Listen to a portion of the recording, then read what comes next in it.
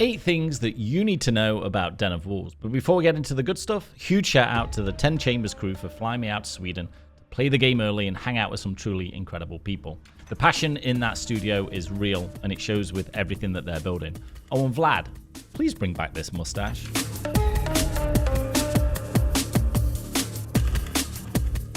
Number 8, pre-planning. Remember pre-planning in Payday 2?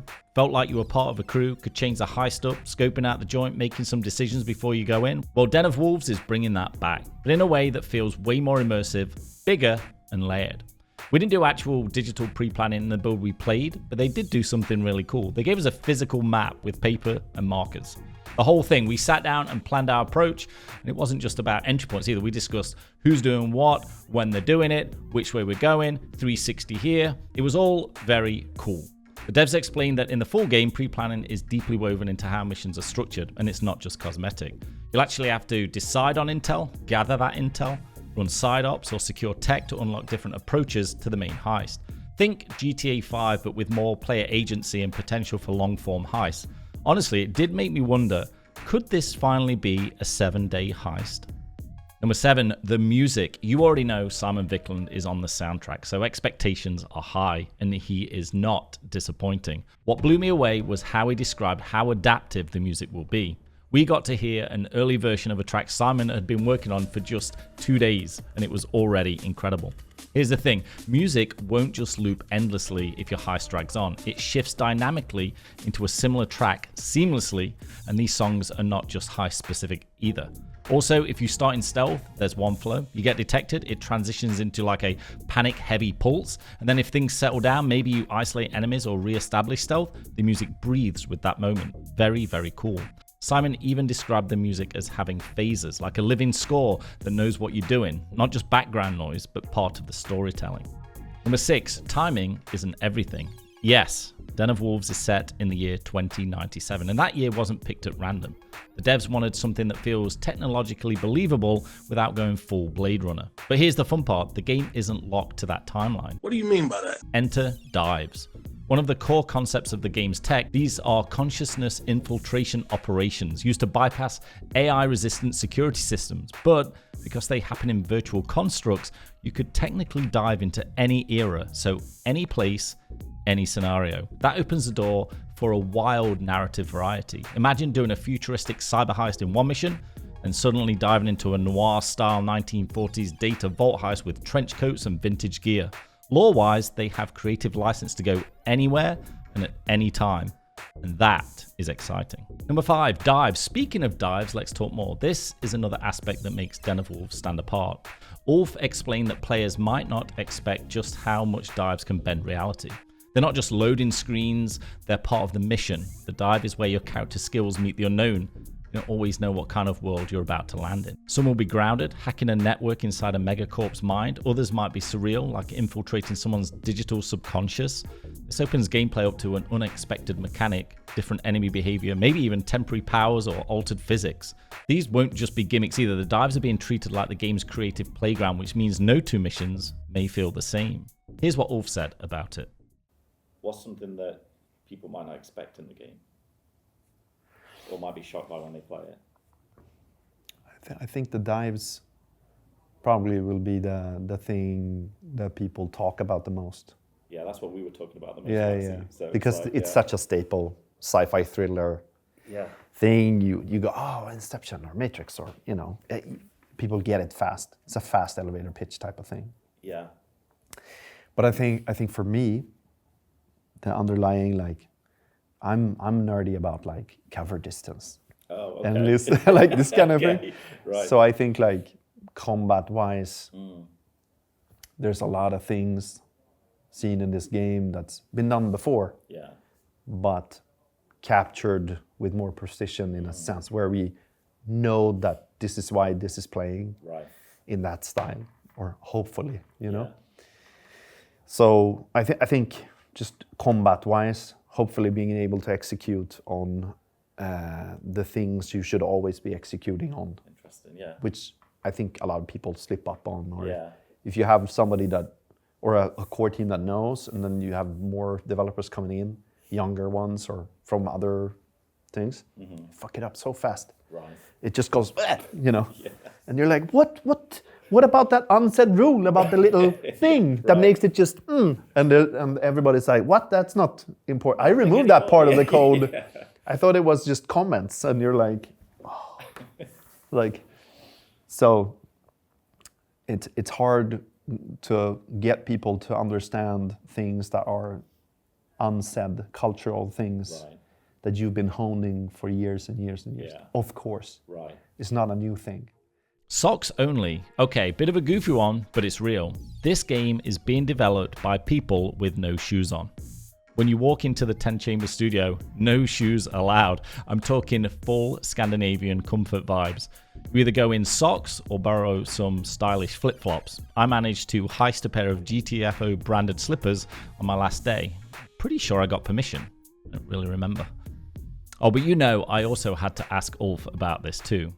So, yeah, but it's like so a lot of offices have shoes on. Okay. Because it's more like European or, Western standard.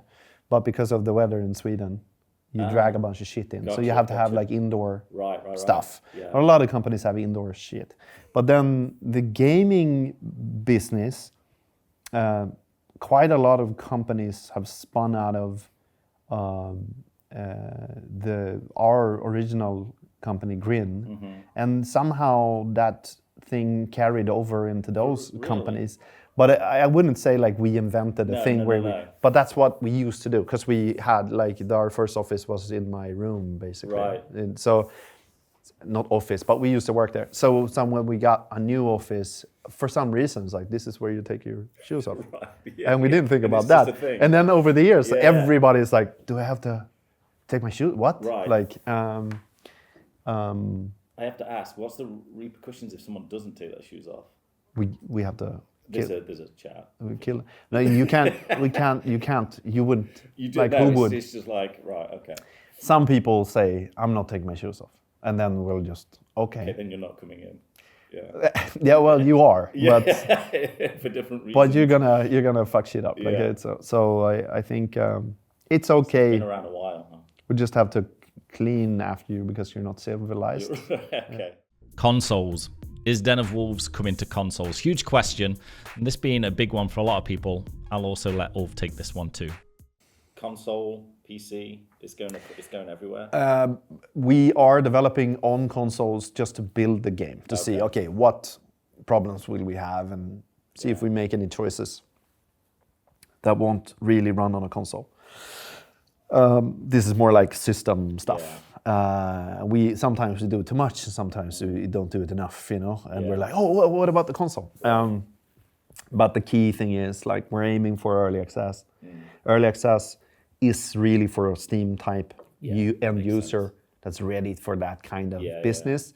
We want to be able to patch fast. We don't want to be able, we don't want to, like, if we make something, if we patch it and fuck it up, the community isn't like we're just gonna patch it, okay? Yeah, exactly. And then I think we proved this on GTFO. We can hold a quite high quality bar, and hopefully we can hold a similar one to GTFO.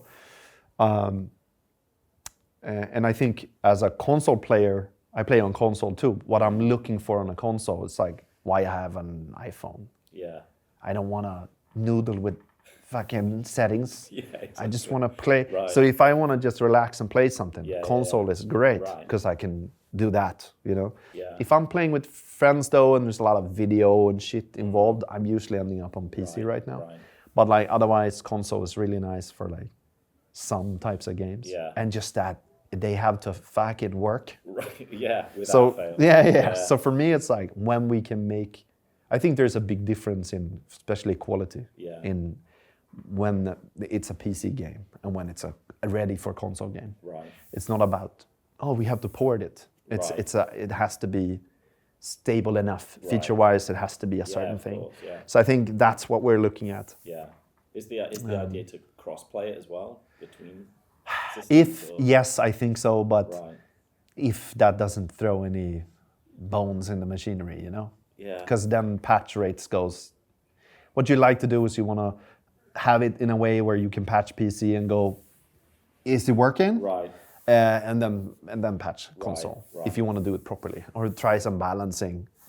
PC, Steam is just more. Our communities are more used to being fucked with, I think, on PC. Yeah, it sounds like it. Yeah. Does working with consoles slow the process down at all? 100%. It does. Yeah, multi-platform, just any. Right.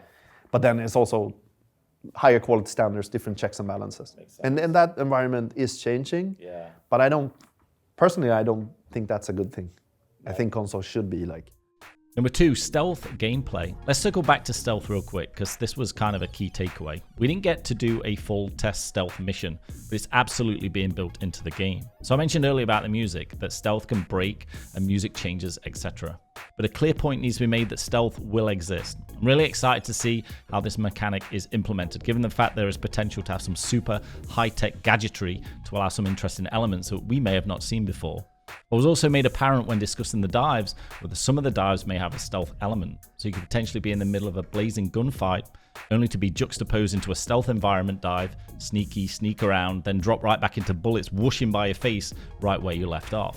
These change of pace moments of switching from stealth to loud could create quite the adrenaline rush. Number 1, wish list. Look, if you're not hyped by now, I don't know what to tell you. But if you are, hit that wishlist button on Steam. That's how we can show the 10 Chambers crew how excited and ready we are for this game. So that's it. 8 things that you should know or at least get excited about for Den of Wolves. I'd like to say another huge thank you to the 10 Chambers team for the invite, the gameplay, the chats, and the Tunsbrödruller, and of course, the merch and flip-flops.